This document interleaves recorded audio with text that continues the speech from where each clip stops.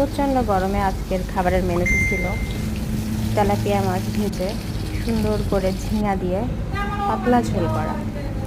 ঝিঙে তরকারিটা গরমের সময় অনেক ভাল লাগে আমার। বাসার সবাইও অনেক পছন্দ করে ঝিঙে দিয়ে তরকারির পাতলা ঝোল, একটু পেঁয়াজ বাটার একটু জিরা বাটা দিয়ে।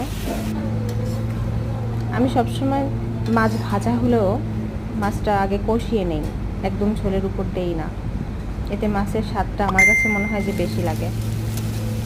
মাছ রান্না কমপ্লিট। এখন কলা গাছের ভাজাল ভাজি করব। ভাত তো হওয়ার দিকে প্রায়।